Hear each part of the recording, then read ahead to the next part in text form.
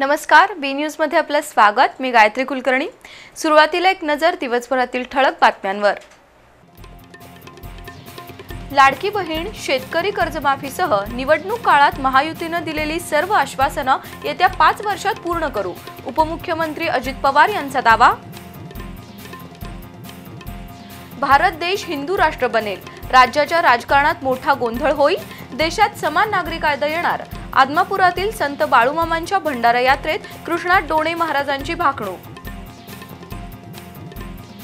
प्रशांत कोरटकरकडे कोल्हापूर पोलिसांची कसून चौकशी सुरू, फरार असताना आश्रय देणारे पोलिसांच्या रडारवर।